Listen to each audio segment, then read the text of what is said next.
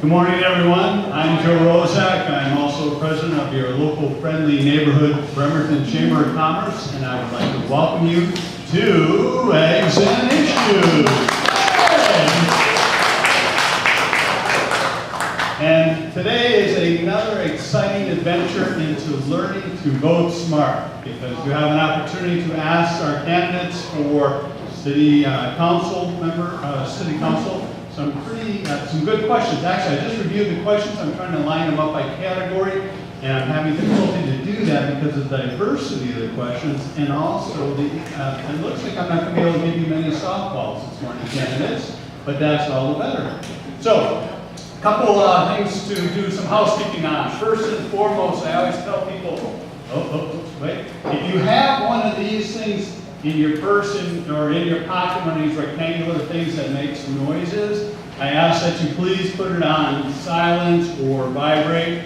If it goes off during the course of our event this morning, we consider that disruptive and impolite. So I kindly ask that you make a donation. This is only an honorary donation because I'm not going to track it down, but a $10 honorary donation to a local nonprofit. This week being the Salvation Army. Salvation Army. We'll appreciate it. And even if your buzzer doesn't go off, you could still make the donation. I appreciate that. The second thing is to let you know that bathrooms are down that hall, and in case of an emergency, like another earthquake like we had last night, exits are that door as well as out this back door, which is an exit. I do want to let you know that also that audio and video recording of this morning's event is prohibited. We are actually doing the filming for you, so you can actually pick this up on Facebook within usually 48 hours. We have it posted up and running. You can like it, you can share it, you can give it and share it with all your friends and family on Facebook. So the format for this morning, as we get started, is that each candidate will get a 3-minute opening statement, so up to 3 minutes. And then I will ask the candidates some questions that were collected from you, of which I have quite a slew of questions here. Oh, I get a few more. And the question period, after 3 minutes, they actually will get a 20-second warning. Our our Master of Ceremonies and Master Sergeant of Arms is right over here. So they'll get the yellow after 30 seconds, and then red means it's over, and I get the hook out and brings an end to your conclusion. If you don't stop talking, you'll find me inching closer to you. And then all of a sudden you'll get a little uncomfortable because I will be right next to you, close to grabbing the mic. So I try to be fair to everybody, so I'll let you try to complete sentences or complete your statement. And then each candidate will have, then we'll move into the questions, and the questions are 1 minute each. And the candidates, yellow will go up at 10 seconds, and then the red one goes up at the end. And then finally, each candidate will have a 2-minute closing statement and a 20-second warning. So each candidate has received a challenge card, and they are allowed to raise it during an opponent. Yes, you like it? I'm just demonstrating. Okay, good. I like this. We're working together on this. And so this is, if you want to raise it during an opponent's answer to a question, once it is raised, it will be noted. And if any other candidates are still to answer the same question, those candidates are allowed to answer first. So we make sure everyone completes their answers before we entertain the challenge. And let's see, timekeeping is, I went through that already. I think we're ready to rock and roll. The last part I do ask is that we refrain from audience from clapping, cheering, or throwing things until the very end. So please contain your excitement and enthusiasm and support for these candidates, these brave individuals who are willing to share their leadership on behalf of Bremerton's future. And with that, I think we're ready to let the show begin. We do this alphabetically, and then we'll alternate accordingly. So Adam, I'd like to welcome you, and also let you begin with your 3-minute session. 3-minute introduction. Here you go. Thank you very much, and I'd like to thank the Chamber of Commerce for hosting these debates, and the Clover Lake Tapping for having us here, where on Sunday, we usually enjoy seeing the Seahawks beat our opponents. So, welcome to Icks and Issues. My name is Adam Drakis. I've lived in Manette for about since 2004. I've seen Bremerton since 1988 when I passed through here in the Army. And I think it's the greatest place there is. I want to preserve it. And now, most of all, I now have 3 grandchildren living with me.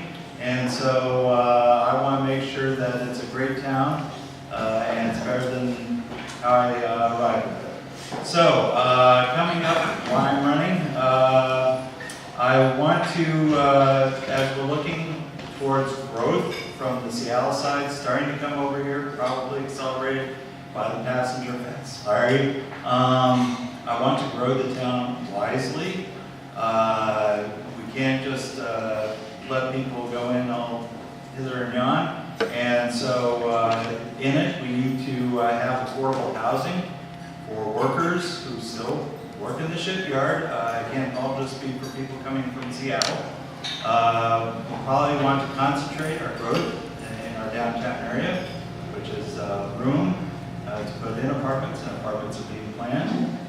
And, but more or less, we also need to increase our infrastructure, our streets, our and roads, and fiber optic broadband has been talked about by one of my opponents, and it's actually a good idea. Also, we need to keep healthcare in Bremerton. We all know that Harrison and, well, CHI Franciscan has decided to close Bremerton and try to move up to Silverdale. I saw in the paper where the city is trying to appeal the decision.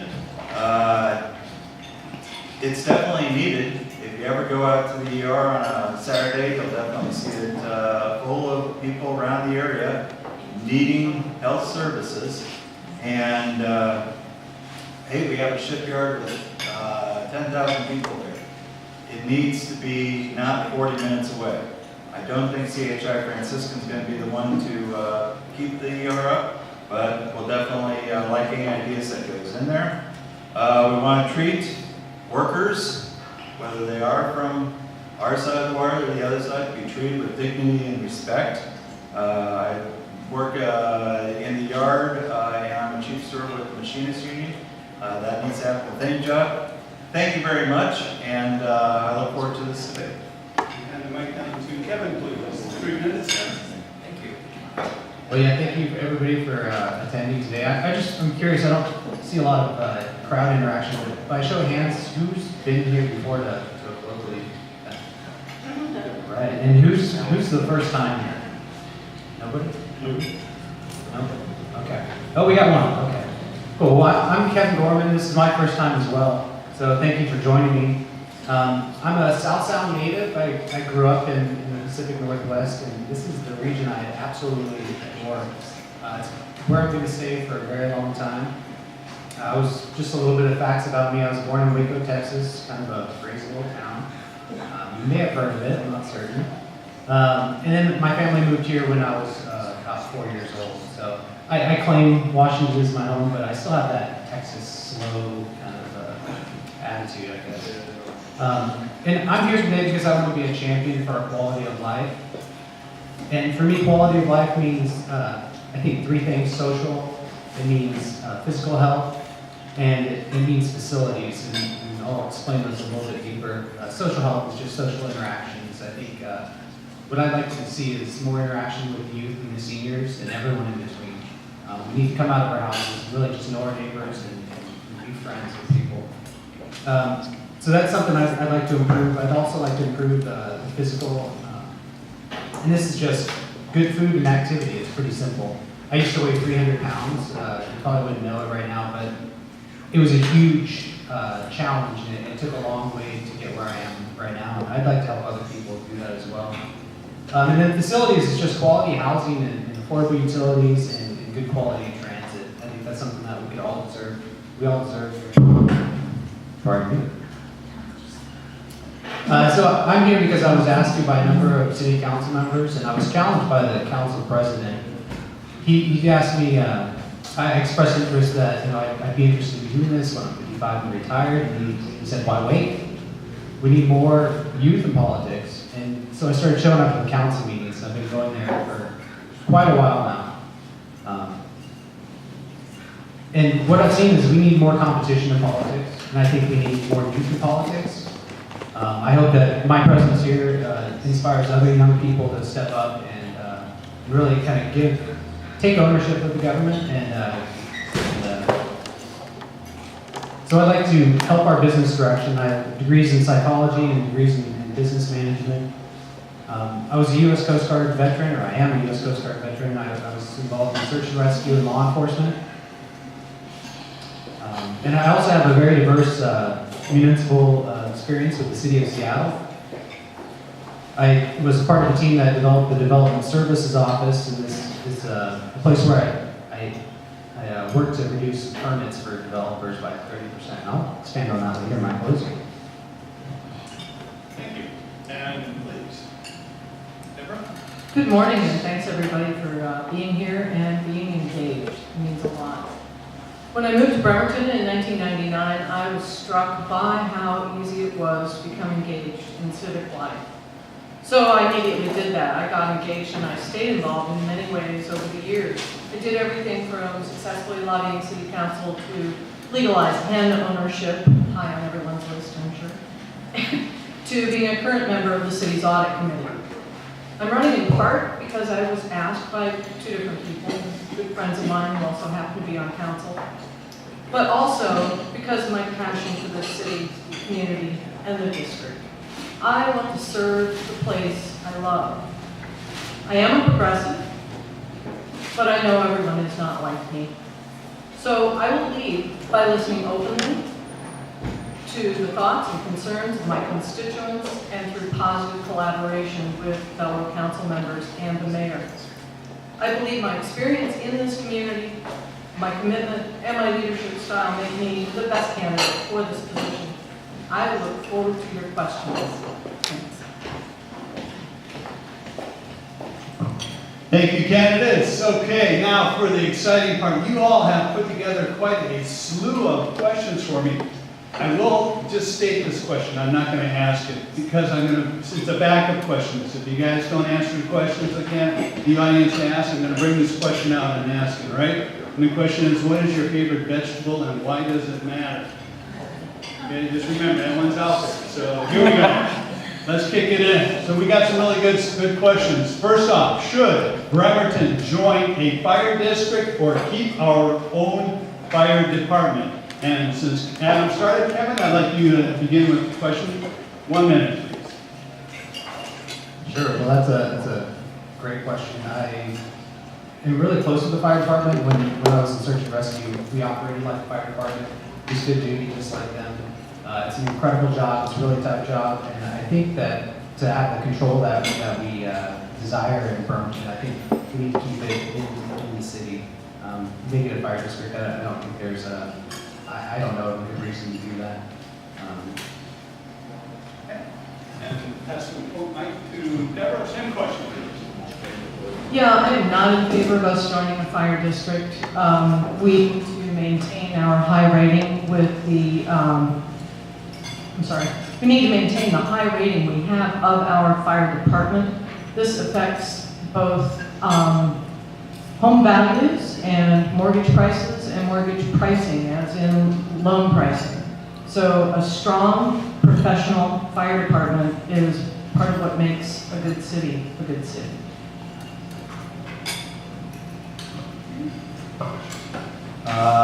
Yes, and I agree with my two opponents. When I was on the council, there was the idea of combining with Central Kitsap Fire and South Kitsap.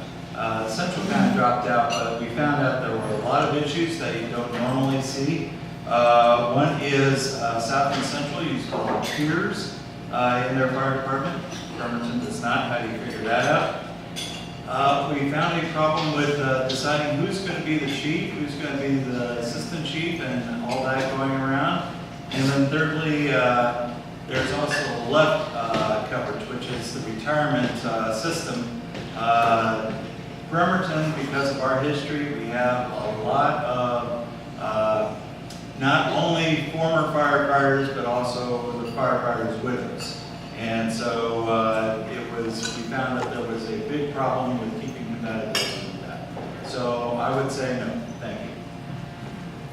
Great, and next question goes to Deborah. For starters, the question is, what are the hopes for the Lower Manette Business District? The parking can be a challenge, yet there are business vacancies. How do you envision new growth? Deborah? Thank you. I wish I could speak for the Manette Business District, but I can't. So I think the hope is, as with any business district, that they get a good variety and diverse group of merchants in there who are successful. Parking is a challenge everywhere in this city. It has been for almost 100 years, so that probably isn't going to change. I think we want to encourage people to walk over there where you can, when you can. And, sorry, that's it. I think. Thank you. Adam? Thank you. Let's see, for about 12 years now, I've been working with the Manette Business Association. We definitely had times where there were a lot more vacancies, but it has improved, including the Honor Bar moving from the west side of Bremerton over to where the Aaron's Bicycle Shop was. So we look forward to them joining us, and our vacancy rates have gone down. Parking is a problem, especially since 3 parking lots got turned into 5 cottages. So with that, we will probably need to get to working with the infrastructure, which I said before, getting with the streets, improving the sidewalks, and putting more of those little T marks to try to show people where to park. And beyond that, we'll keep with our honor system of our business owners looking out for persons who are just parking there and going out to the ferry. They should go to downtown. Thank you. Kevin, the same question. Sure. Well, I think transit-oriented development is a good way to reduce our parking congestion. In my vision for Manette, the lower part specifically, goes back pretty far. When I first moved here, I recognized that place as just a shining star. That whole area is just gorgeous. When you come over that bridge and you go down in that little community, it's really a sweet spot. It really is what sold me on the whole area. So I've always had a personal vision of making that area just a great destination for food and entertainment. It's got to remain very close to the character of that town. That's one of the concerns that we have with building heights and things like that. But I see it as just this really tight-knit community that it is, with a lot of great restaurants, which Honor Bar's moving in there. We have Nightshade now. Those are some really great spots. I think we're going to see a lot of income generated for people using that as a destination. Thank you. And Mike goes back to Adam for the next question. And the question is, how would Bremerton formally, through the City Council resolution, become a sanctuary city, change the U.S. Constitution and federal immigration law? How would Bremerton formally, through the City Council resolution, become a sanctuary city and change the U.S. Constitution and federal immigration law? That's the question. I know it's early in the morning. Unfortunately, Bremerton City Council cannot change the United States Constitution. I'm sorry. But from both our history, especially back in World War II, Bremerton has shown itself to be a welcoming city, especially the workers. If you are a worker, you come to Bremerton, you work, you're treated with respect. And I think we should say that in a resolution, whether it be welcoming, or I think we can come up with another way of saying it, because I think it's important for Bremerton to demonstrate what we all know, that we are a welcoming city. We come to Bremerton, we come to work, we're treated with respect. Thank you. Kevin, the same question. So the welcoming city thing, it's off the table for now. It seems the community's gotten really quiet about it. It hasn't been such a big issue. But there is like a concern about this, and that's the immigrants that are in our community that are fearful because of, they're afraid that them and their families are going to be shipped off. They don't want to report crimes to the police. And that's not a good thing. I think, everybody, no matter what your status is, you should feel comfortable to come forward and report bad things that are happening in our neighborhoods. So the police department has put a policy in place, they've had a policy in place to say that we are a welcoming city. So by default, resolution or no resolution, we are. And I think that what we need to do is partner with the police department and the Kitsap Immigration Assistance Center and get that message out in those communities that need to hear it. And me personally, as a council member, I've been walking around about 1,000 doors now, and everybody's been supporting this except for like one or two people. So if you're not supporting this, don't. I fully support the city of Bremerton stating what we already do, which is to be a welcoming city. This supports both our county sheriffs and our city police, who have stated quite clearly that on any service call of any kind, they will not do the job of ICE and ask immigration status.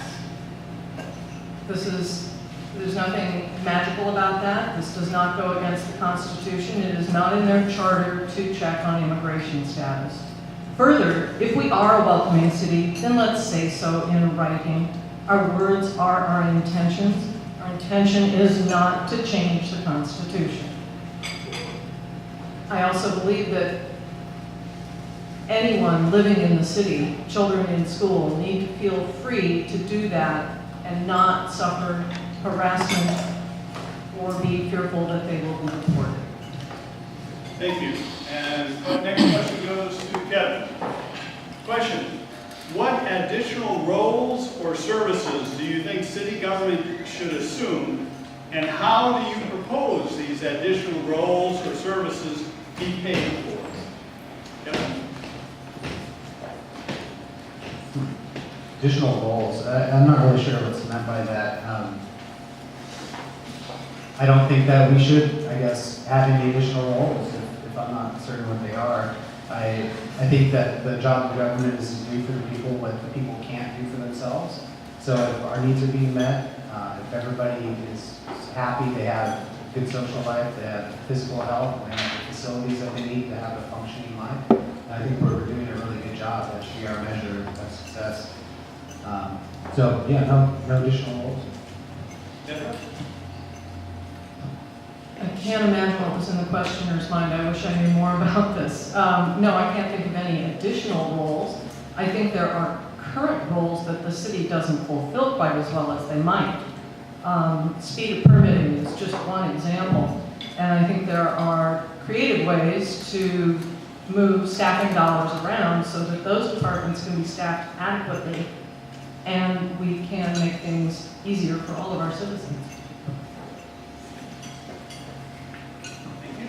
Adam? Thank you. Okay.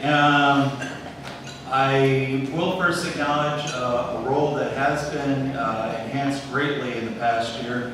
The City Council hired an Economic Development Director onto the city to find companies that want to move into Bremerton and hire Bremertonians to work. So that's already a good and expanded role that's in there. I would like for our libraries to be expanded and possibly look for one in West Bremerton, although it's not our district. And educational opportunities, that's also, it's actually not so much in the city's role. However, we have good cooperation with Olympic College, and when I started out, we just had a 4-year nursing program, but now we have nursing, mechanical engineering, electrical engineering. I understand we got a film development department. So those are why I think to expand. Thank you. Thank you, Adam. Okay, so now we go to Deborah. So the question is, the city collects $5 million from its growing utilities and transfers this money into the general fund, but doesn't indicate this on utility ratepayer bills. Do you support this continued lack of transparency? And if not, what would you change? That's a complicated question. And I don't think there's a simple answer.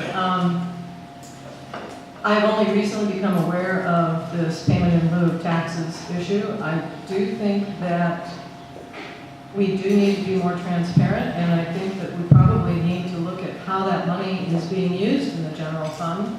My understanding is that this payment is to help us maintain and improve our utility facilities, like the dam, like sewage facilities, like water pipes.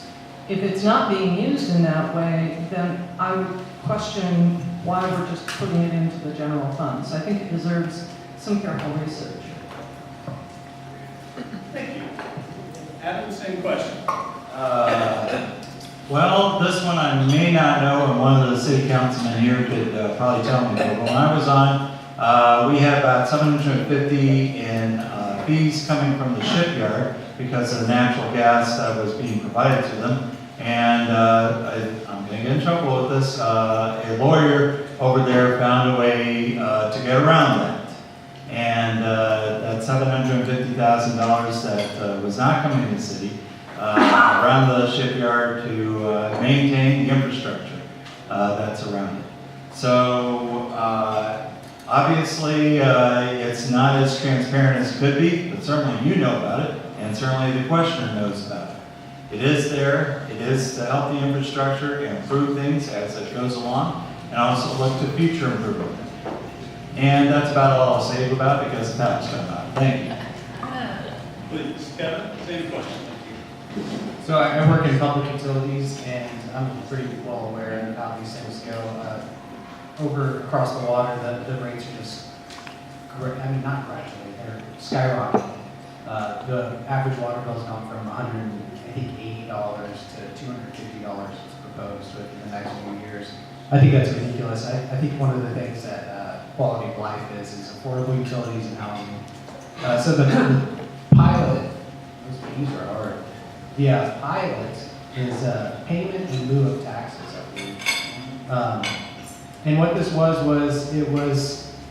should we raise taxes? Well, we can't really raise taxes, so we're going to do this other thing, and we put the tax inside the water bill.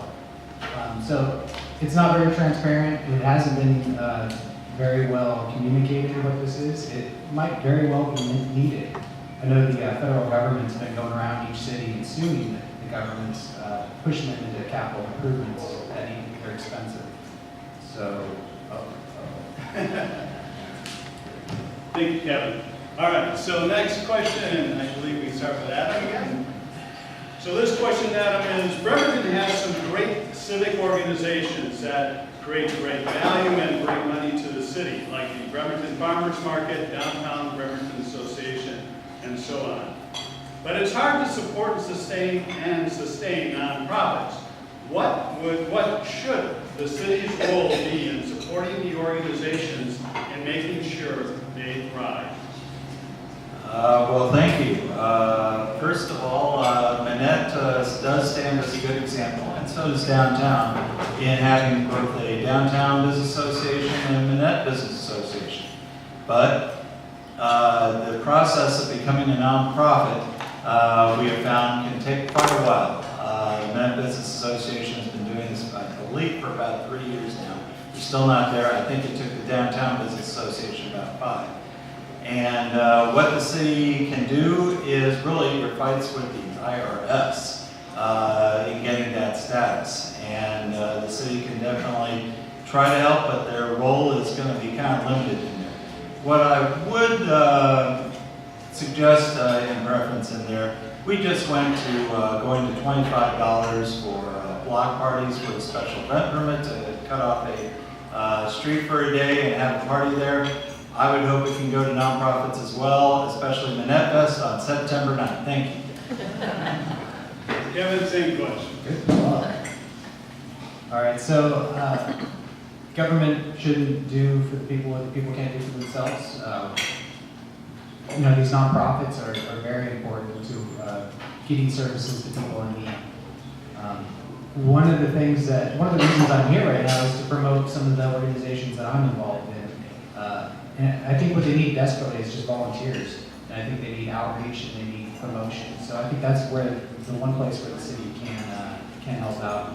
And also with the permitting, they could change things around to where it makes it easier, reduces the permitting cost and the speed of things. So that's what I think the city should focus on is promoting these and engaging volunteers. My first thought also went to permitting. We need to make it faster and easier for nonprofits to set up a farmer's market if that's what they want to do, set up a pop-up somewhere. Just make it easy to hold this community back and not overburden the organization that's trying to do it. I also think the city could help with coordinating activities across nonprofits so that we don't get 8 different groups trying to all more or less do the same thing and reinvent the wheel. So if we can act as a centralized hub for those activities and coordinate some of that, it could lessen the overhead needed by those nonprofits and also increase their reach and their magnitude. Thank you. And next question goes to Kevin. Kevin? So actually this is a combination. I'm going to combine both questions since they are somewhat related. And the first question is, what will you do about the homeless folks? And the second is, what is your plan for addressing affordable housing in your district? You can see how the two may be combined or reached by the same. So affordable housing and homelessness. Kevin, question. All right, homelessness, I think the homeless need homes. I think that's basically all they need. It's very basic. So, however that's possible, I think the one thing that I've been hearing a lot is the tiny home building, partnering with the schools to build these homes. That's a program that I'm really encouraged by, and I've seen it work in a lot of places. And affordable housing is a much more complex issue than what we need to do is partner with the experts who know the most about this.